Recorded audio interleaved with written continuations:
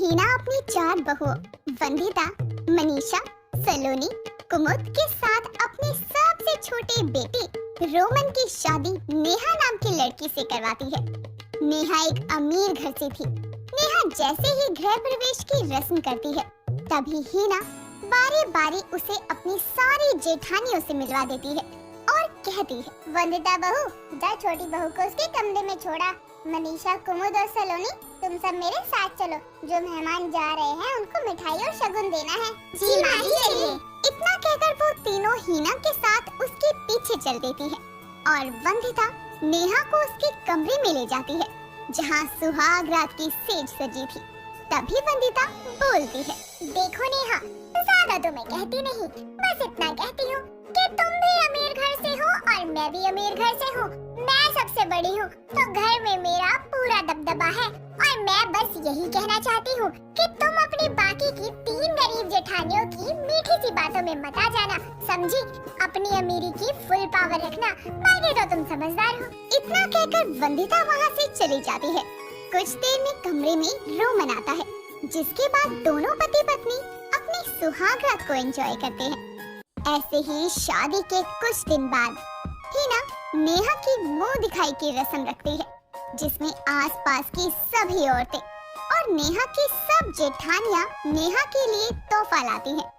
तभी मनीषा, सलोनी और कुमुद तीनों एक सोने का हार और कुछ कपड़े नेहा को देते हुए कहती हैं, नेहा, ये हम तीनों की तरफ से तुम्हारे लिए, उम्मीद है तुम्हें पसंद आएगा। हाँ नेहा, और ये कपड़े हमारे मायके वाले ने भेजे हैं तुम्हारे लिए।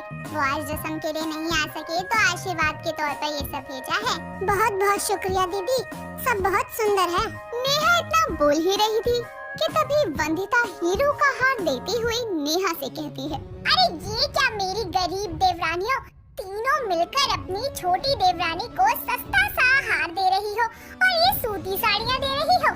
देखो, इसे कहते हैं तोहफा, हीरो का हार। आखिर 4 जेठानियों की इकलौती देवरानी है, इतना तो देना बनता था। दीदी, हार सोने का हो या हीरे का, देने वाले का दिल साफ और सच्चा होना चाहिए। हाँ वंदिता दीदी, जितना हम दे सकते थे हम तीनों ने उतना दिया, और जो आप दे सकती थी आपने वो दिया। बेहतर यही होगा दीदी कि आप अपने अमीरी गरीबी के पाठ को यहीं बंद कर दो।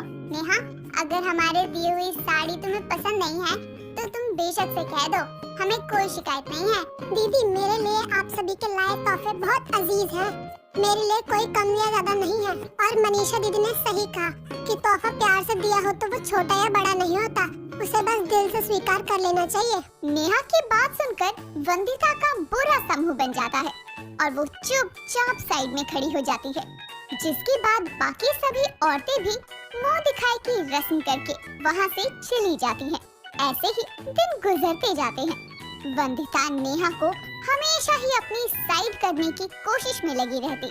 जब कभी भी नेहा अपनी गरीब 3 जेठानियों से बात कर रही होती थी, तभी वंदिता कोई ना कोई काम बताकर या तो नेहा को वहाँ से भेज देती या फिर खुद उसे वहाँ से ले जाती। एक दिन हीना अपनी 5 बहुओं को बुलाकर कहती है, बेटा, तुम सब हमेशा घर का काम करती रहती हो, जाओ थोड़ा घूम आओ फिर आओ। आज तुम सबके लिए खाना मैं बनाऊंगी और कोई भी मुझे मना नहीं करेगा। और नेहा बहू को तो आए थोड़ा ही समय हुआ है, उसको थोड़ा घुमा लो फिरा लो। ये लो, सबके बराबर के पैसे हैं। नेहा बहू सबको दे दे। जाओ मस्त मजा करो, शाम तक आराम से आना। जी माँ जी, ठीक है। नेहा सभी को गिनकर बराबर पैसे देती है, जिसके बाद 5 बहुएं रेडी होकर मार्केट चली जाती हैं, जहां वो शॉपिंग करती हैं और फिर अच्छे से रेस्टोरेंट में खाना खाती हैं। ऐसे ही जब वो सब वापस आ रही होती हैं, तभी मनीषा की नजर एक गोले वाले पर जाती है और वो बोलती है, अरे वो देखो, बर्फ के गोले वाला, चलो खाते हैं। चलो बचपन की यादों को ताज़ा करते हैं, मजा आएगा खाने में। मैं तो काला खट्टा ही खाऊंगी, मुझे वही पसंद है। चलो चलो। कभी नहीं, मुझे नहीं खाना ये सब। पता नहीं कैसे कैसे रंग इस्तेमाल करते होंगे ये सब।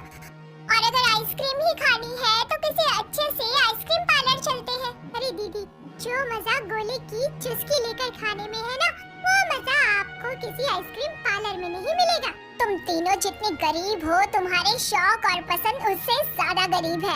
और हो भी क्यों ना, तुमने कभी खुले हाथों से पैसा लुटाया ही कहाँ है? तो तुम सबको पता हो कि अमीरी क्या होती है। दीदी, आपको हर बात में अमीर और गरीब का भेद करना जरूरी है क्या? हाँ दीदी, भगवान ने आपको ज्यादा दिया है तो ये आपकी किस्मत है, हमारे पास कम है और ये हमारी किस्मत है। चलो नेहा, गोला खाते हैं, फिर घर जाना है। नेहा भी मेरी तरह अमीर है, वो तुम लोगों की तरह ये सड़क छाप गोला तो बिल्कुल नहीं खाएगी। क्यों नेहा? ये गलत है दीदी, मुझे हर चीज का मजा लेना बहुत पसंद है। मुझे 5 स्टार होटल का भी खाना पसंद है और रोड साइड फूड भी पसंद है। और शायद आपको पता नहीं, पर मुझे गोला खाना बहुत पसंद है, और इतना पसंद है कि मैं एक साथ 2 गोले खा सकती हूँ। और मैं तो यही कहूँगी कि एक बार आप भी खा कर देखो, मजा ना आए तो बता देना। नेहा और बाकी सबकी बातें सुनकर वंदिता को बहुत गुस्सा आता है और वो मन ही मन सोचती है सबसे छोटी लेकिन जुबान इसकी सबसे लंबी है। यहाँ मैं इसे अपने रंग में ढालने में लगी हूँ, पर ये है कि मेरी इन सस्ते गरीब देवरानियों के पीछे पड़ी हुई है। कोई नहीं, इन चारों की अकल ठिकाने न लगा दी ना तो मेरा नाम भी वंदिता नहीं। जहाँ वंदिता अपने मन ही मन में साजिशें रच रही थी, वहीं सभी आराम से गोली खाने का मजा लेते हैं और थोड़ी देर बाद सभी घर आ जाते हैं, जहाँ हीना सबके लिए खाना रेडी करके उनका वेट कर रही थी। जिसके बाद सभी फ्रेश होकर एक साथ खाना खाने बैठते हैं। ऐसे ही दिन गुजरते जाते हैं और नेहा का बाकी सब के साथ घुलना मिलना बढ़ता जाता है। पर वंदिता ये सब देख देख कर जरा भी खुश नहीं थी। वो हर वक्त नेहा के कान भरने और उसे अमीरी का पाठ पढ़ाने में लगी रहती थी। ऐसे ही एक दिन मनीषा हाथों में एक साड़ी लिए हुए नेहा के पास आकर कहती है, नेहा सुनो, ये साड़ी देखो, तुम्हें पसंद है क्या? जी हाँ जी दीदी, ये तो बहुत प्यारी है। तो फिर ठीक है, इसे तुम रख लो। मैंने इसे बस एक बार पहना है, वो भी बस 1 घंटे के लिए। मनीषा इतना बोल ही रही थी कि तभी वहाँ वंदिता आती है और बोलती है, देखो देखो जेठानियों का प्यार, अगर नई साड़ी नहीं दे सकी तो अपनी उतरन ही दे दी। अरे खुद को महान साबित करने में क्यों लगी हो? जब तुम्हारी औकात ही नहीं है कि तुम नेहा को एक नई साड़ी दे सको तो पुरानी भी क्यों दी? अच्छा, सच में साड़ी तो आप ला दोगी, पर जो प्यार और अपनापन मनीषा दीदी के दिल में है वो कहाँ से खरीद कर लाओगी, ये भी बता दो। जिस दिन से शादी करके इस घर में आई हूँ, मुझे अपनी बेटी की तरह प्यार करती है और हर बात का ख्याल रखती है, और एक आप है जो बस अमीर गरीब का पाठ पढ़ाती है मुझे। अरे मैं भी अमीर घर से आई हूँ, पर कभी ऐसे पैसे का घमंड नहीं दिखाया, क्योंकि मेरे माँ बाप ने मुझे साथ मिलकर रहना सिखाया, रिश्तों में फूट डालना नहीं। पास में खड़ी कुमुद और सलोनी के चेहरे पर नेहा की बात सुनकर मुस्कान आ जाती है, पर वंदिता का सर शर्म से झुक जाता है। तभी हीना आती है और सारी बात जानने पर वो भी नेहा को ही शाबाशी देती है और आखिरकार वंदिता को अपनी गलती का एहसास होता है और वो हाथ जोड़कर सबसे माफी मांगती है। बाकी सभी वंदिता को माफ कर देते हैं, जिसके बाद वंदिता सभी के साथ मिलकर रहने लगती है और उसके दिल से अमीरी और गरीबी का भेदभाव हट जाता है। देविका एक बहुत ही घमंडी लड़की थी, उसे केवल खुद से ही मतलब था। वो बहुत ही अमीर फैमिली से थी। देविका को अपने कॉलेज का एक प्रतीक नाम का लड़का बहुत पसंद था, लेकिन देविका कभी उसे कुछ नहीं बताती। जब कॉलेज खत्म होने वाला था तो एक दिन देविका प्रतीक के पास जाकर कहती है, हेलो प्रतीक, मुझे तुमसे बात करनी है। क्या बात है, बोलो तुम, मुझे पढ़ाई भी करनी है, जल्दी बोलो। मैं तुम्हें बहुत पसंद करती हूँ और मैं तुम्हारे साथ अपनी लाइफ में आगे बढ़ना चाहती हूँ। लेकिन तुम्हें तो पता है ना, मैं तुम्हारी तरह अमीर नहीं हूँ, फिर भी तुम मुझसे प्यार करती हो। अब प्यार हो गया है तो कोई रोक थोड़ी ना सकता है, और वैसे भी मुझे तुमसे प्यार है। तुम मेरी तरह अमीर नहीं हो तो क्या हुआ, जो मेरा है वो तुम्हारा ही तो है। नहीं, जो तुम्हारा है वो तुम्हारा ही रहेगा। और सोच लो, कहीं शादी के बाद तुम्हें पछतावा ना हो कि ये कहाँ आकर फंस गई मैं। पछतावा तो तब होगा जब तुम मना कर दोगे मुझसे शादी करने के लिए। तुम मेरा यकीन करो, तुमसे शुरू से ही बहुत प्यार करती हूँ, लेकिन बोलने की हिम्मत ही नहीं हो पाई। देविका को प्रतीक हाँ कर देता है और फिर वो दोनों रोज रोज मिलने लगते हैं। कुछ दिनों बाद दोनों अपने अपने घर में एक दूसरे के बारे में बता देते हैं और शादी के लिए बोलते हैं। दोनों के घरों में शादी के लिए मंजूरी हो जाती है। और कुछ ही दिनों बाद दोनों की शादी हो जाती है। शादी में देविका अपने मायके से बहुत सारा सामान लाती है। शादी के कुछ दिनों बाद जब गर्मी बहुत बढ़ जाती है तो देविका अपनी सास सुलोचना से कहती है, माँ जी गर्मी हो रही है, मुझे तो बिल्कुल बर्दाश्त ही नहीं होती है गर्मी। तो क्या हुआ, तू अपने कमरे में चली जा, वहाँ तो एसी है ना, वहाँ जाकर बैठ जा आराम से। अब तो ऐसा लग रहा है एसी भी खराब ही है। मैं तो अब जो कूलर मिला था वो भी अपने कमरे में ही लगा लूंगी। बहू तेरे कमरे में तो एसी है, कूलर मेरे कमरे में रहने दे। कूलर एसी सब मुझे मिला था मेरे मायके से, जो आपको मिला है वो ही आप इस्तेमाल करो ना। बहू तू मेरी बात को गलत समझ रही है, मैं तो बस ये बोलना चाहती हूँ तेरे कमरे में एसी लगा है, तुझे कूलर की क्या जरूरत है, और एसी जितनी ठंडक तो कूलर कहाँ देता है। रहने दो आपको तो बस अपनी पड़ी है, और ठंडक दे या ना दे मैं अब कूलर को अपने कमरे में ही लगाऊंगी, और ये सारी बातें अपने बेटे को जाकर मत बता देना। इतना बोलकर देविका अपने कमरे में चली जाती है और अपने कमरे में ही कूलर एसी दोनों लगा लेती है। शाम को जब प्रतीक अपने कमरे में कूलर और एसी दोनों लगा देखता है तो देविका के पास जाकर कहता है, ये क्या है, हमारे कमरे में एसी और कूलर दोनों ही क्यों है?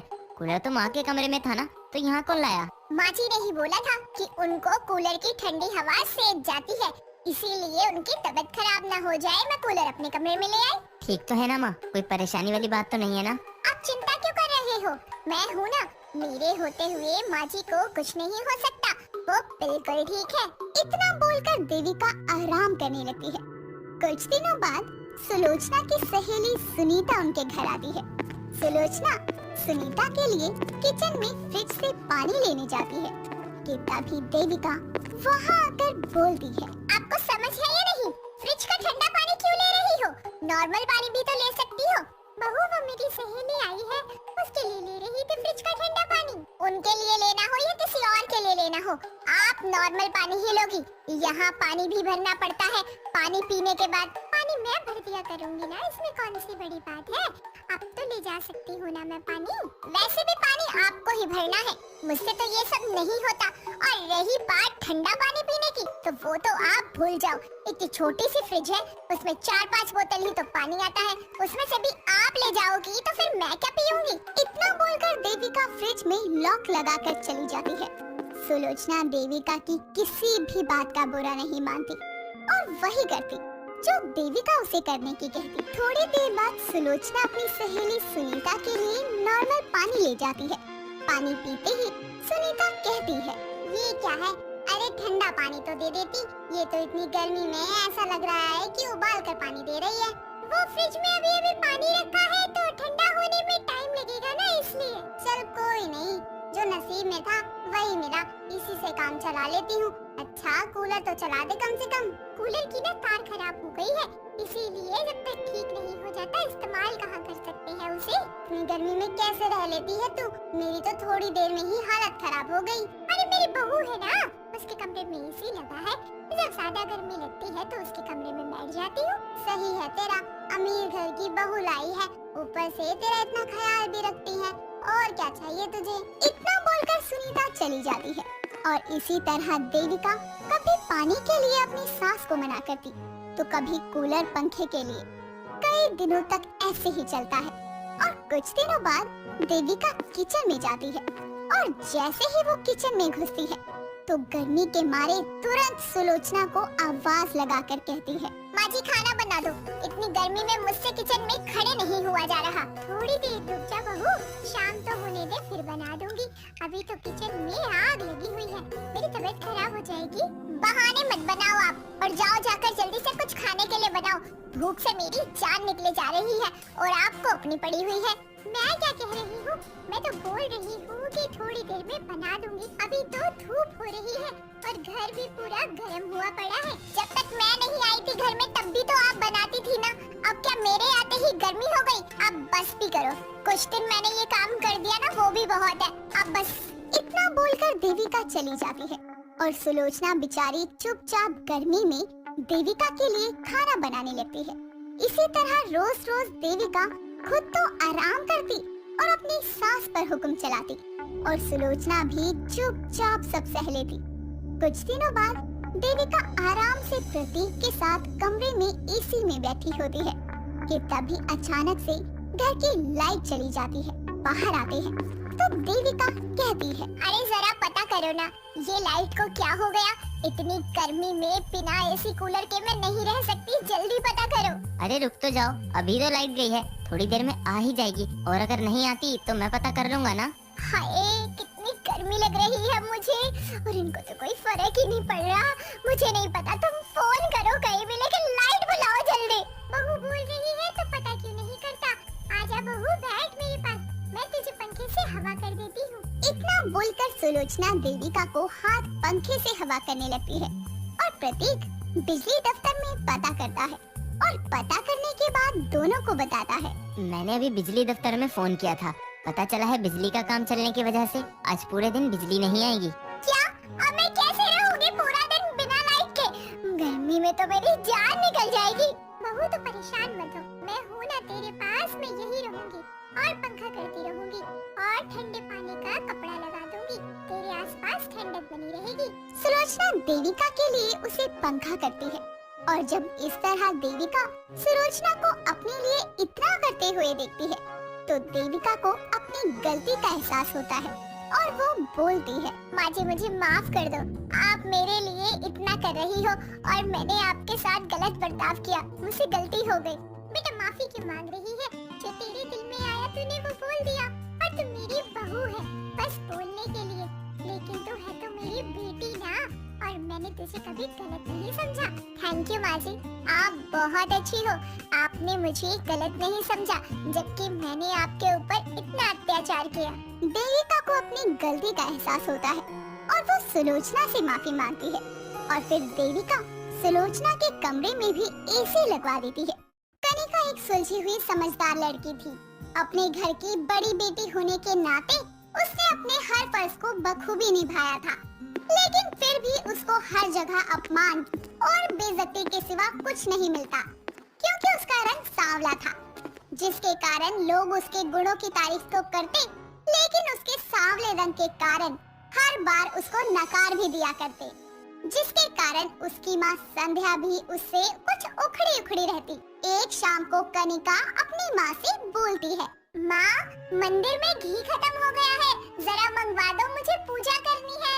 क्या फायदा पूजा करके, भगवान तेरे इस काले चेहरे को दूध सा गोरा तो नहीं कर देंगे।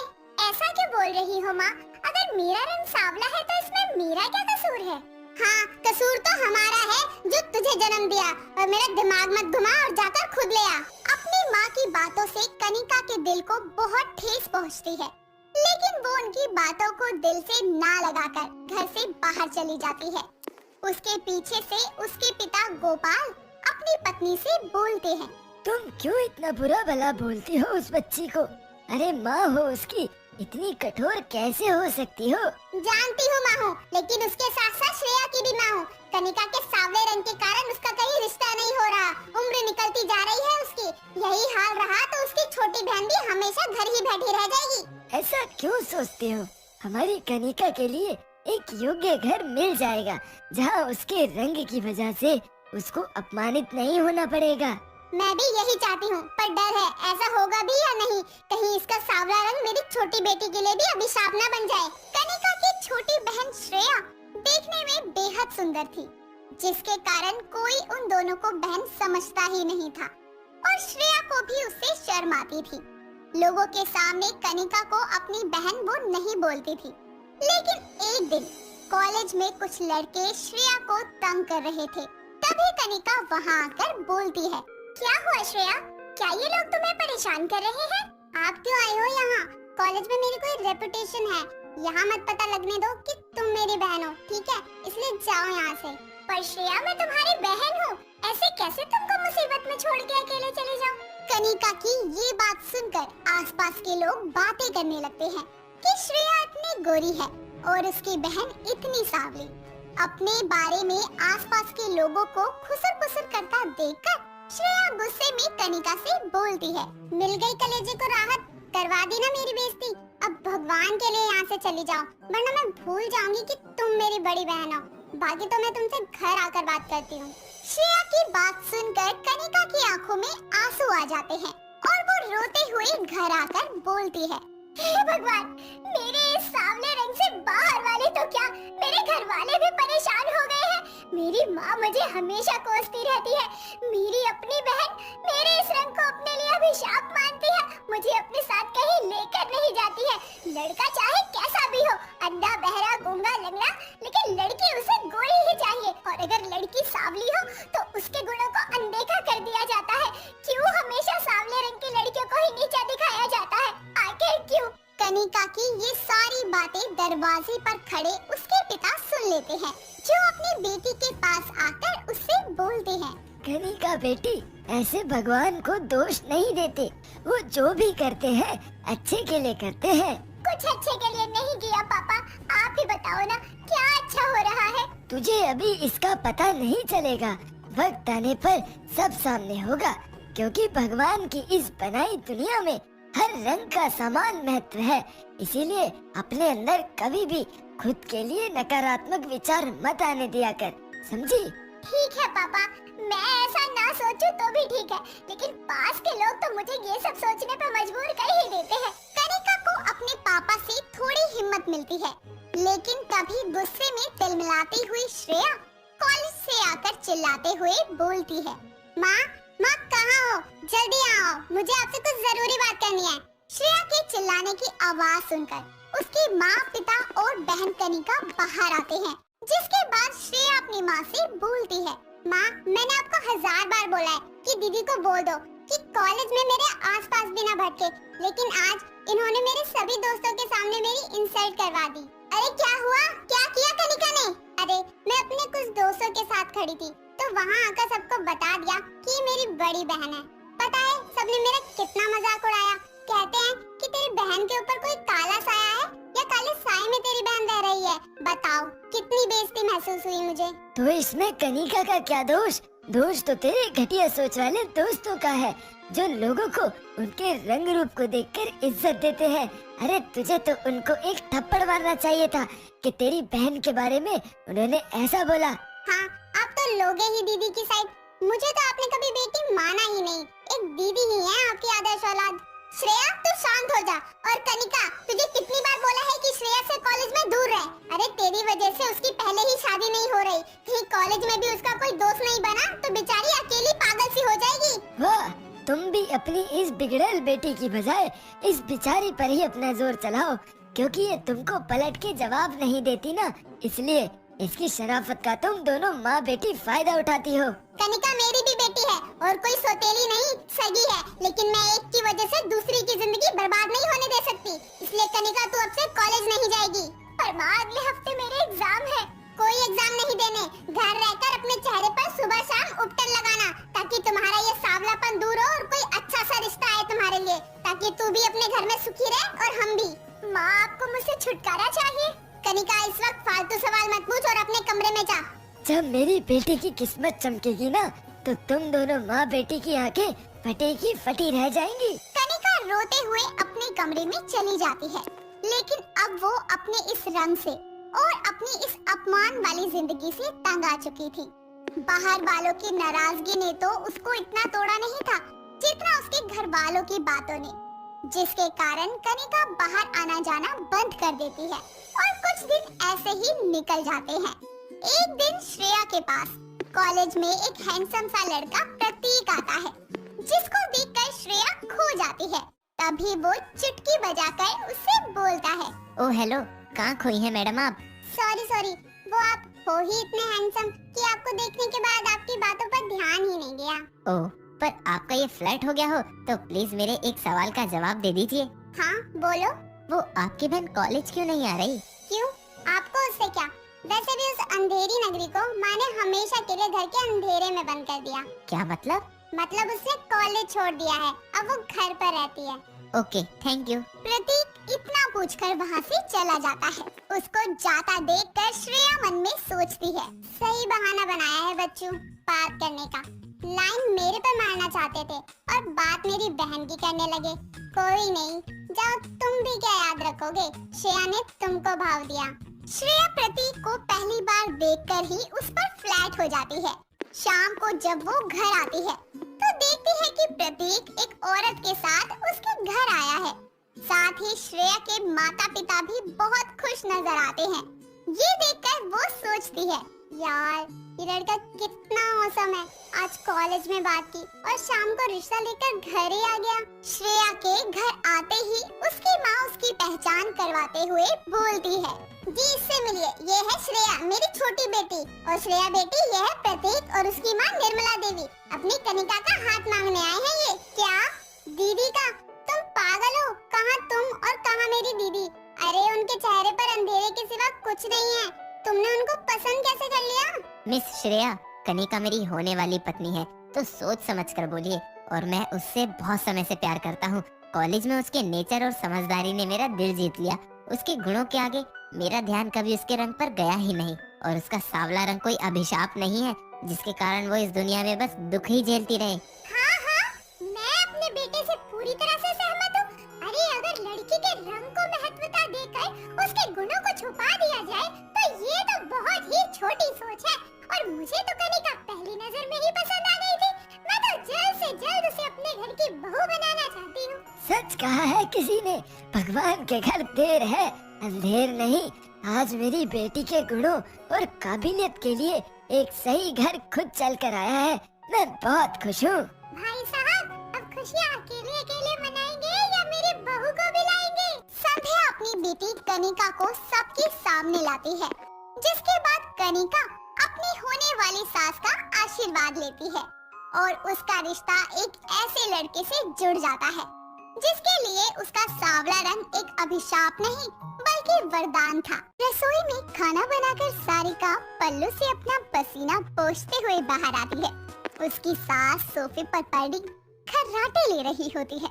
तभी ऊपर चल रहे पंखे की तरफ देखकर वो जोर से कहती है, ओ पंखीराज, तुम जिंदा हो कि आखिरी सांसें गिन रहे हो?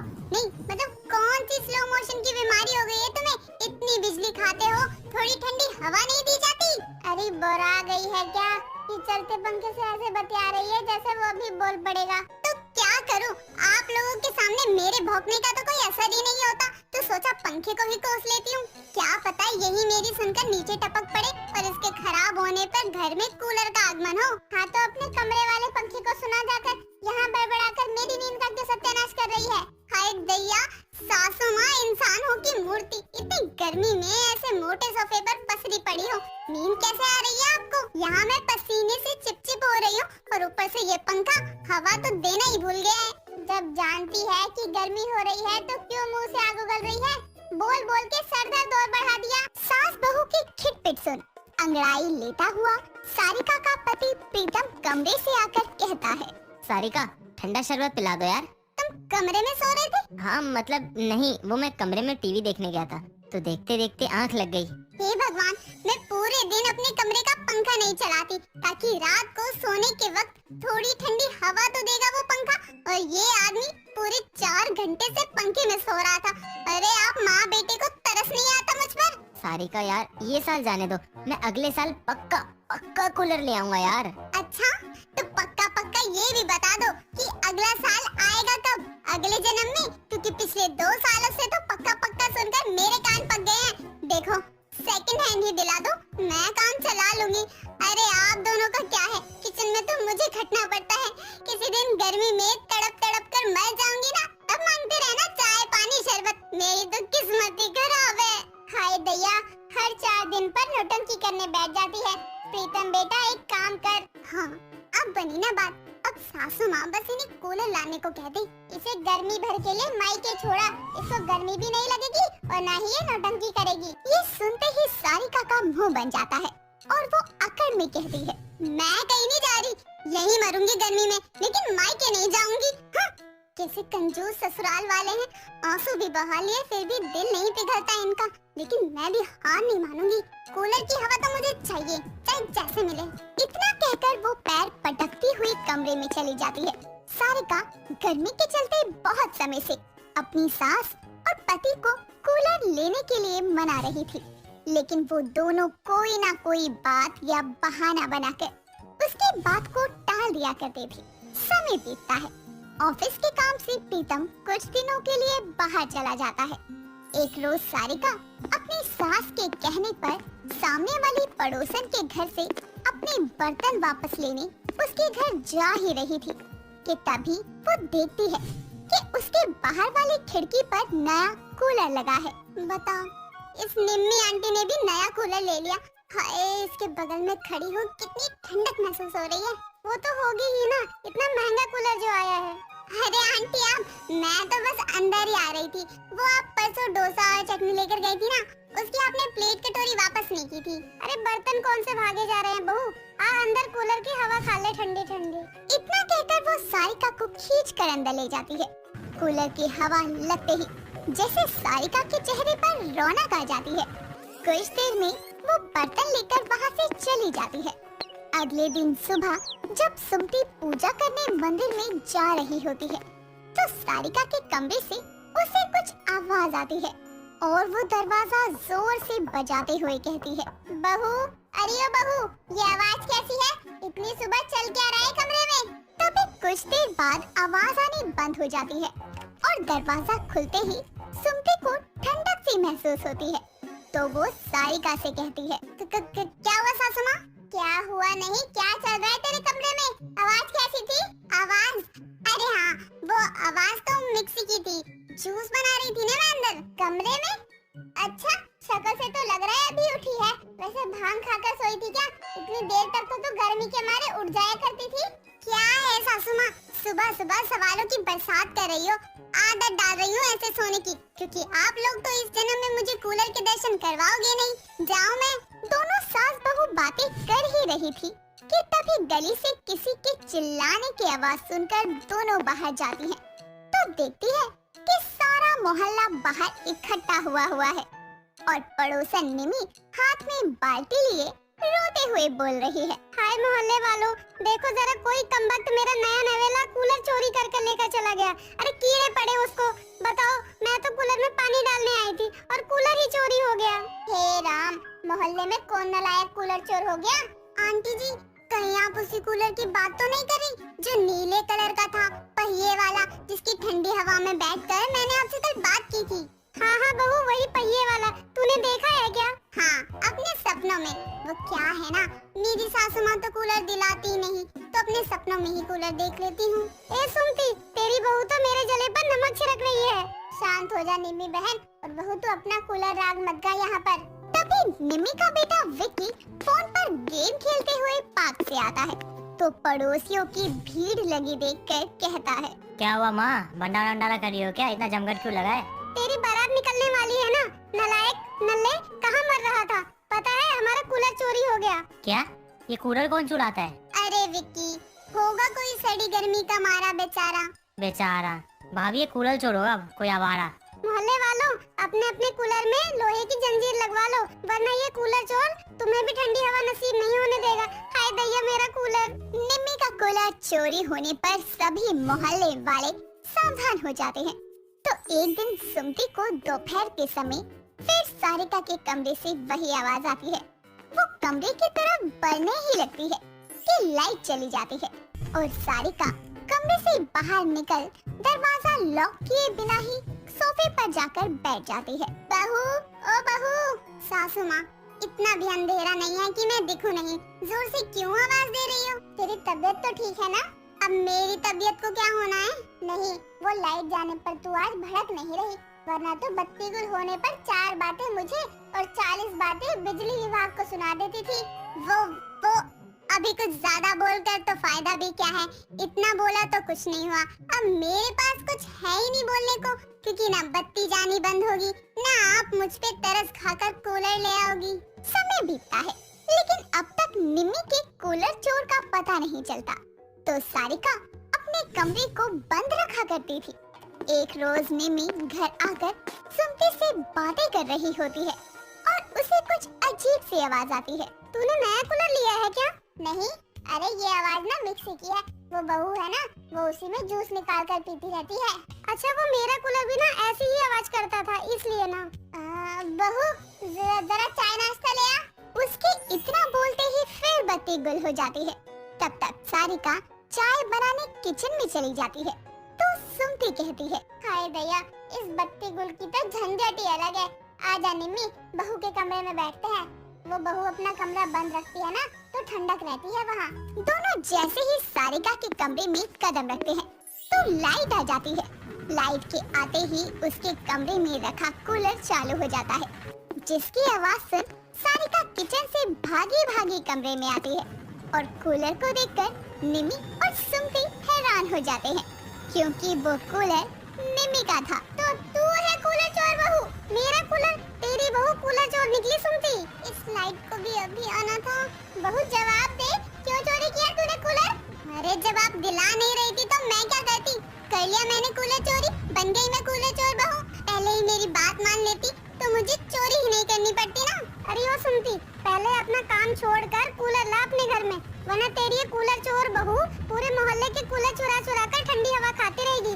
विक्की, अरे कूलर मिल गया, कहाँ है नल्ले तू? तभी निमी कूलर ले जाने के लिए विकी को आवाज लगाती है और सुमती अपनी बहू के कूलर चोर निकलने पर अपना सर पकड़कर बैठ जाती है। राजस्थान में तेजस्विनी अपनी सास उमा और पति हितेन के साथ रहती थी।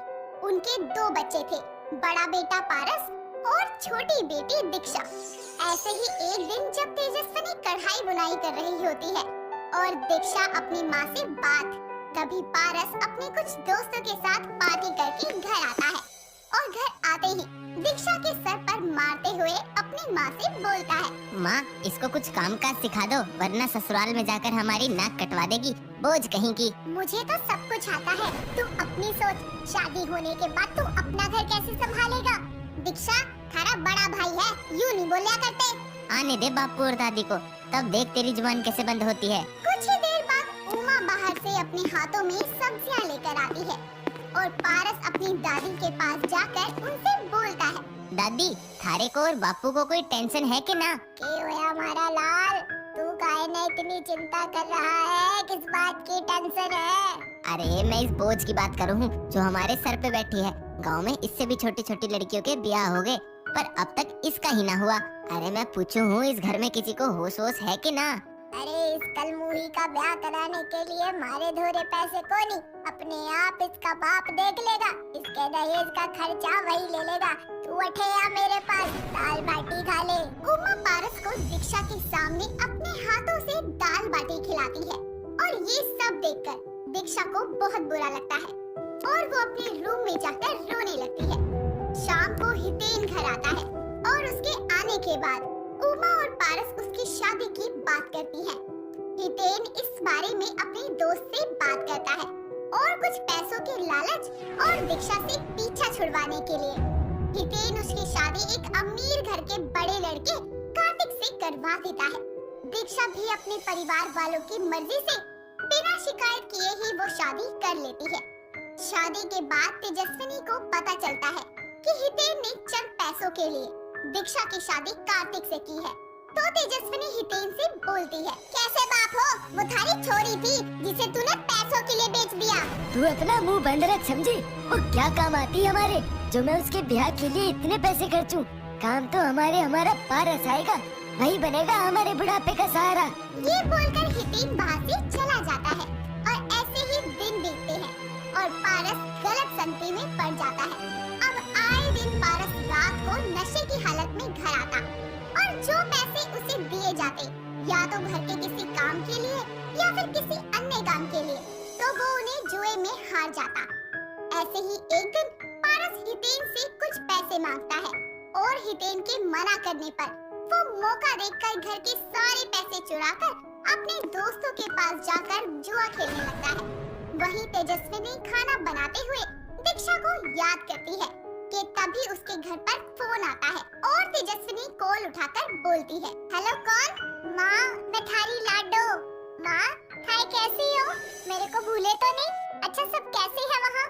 लाडो, थारे को क्या बताऊं, थारे जाने के बाद तो सब कुछ बदल सा गया है। थारा भाई भी नशेड़ी सा हो गया, थारे बापू का तो काम ही ना चल रहा, थारी दादी भी ठीक न रहती, घर चलाना भी मुश्किल हो गया है छोरी। मेरे जाने के बाद इतना सब कुछ हो गया। तू ये सब छोड़ और मेरे को ये बता, तू ठीक है ना?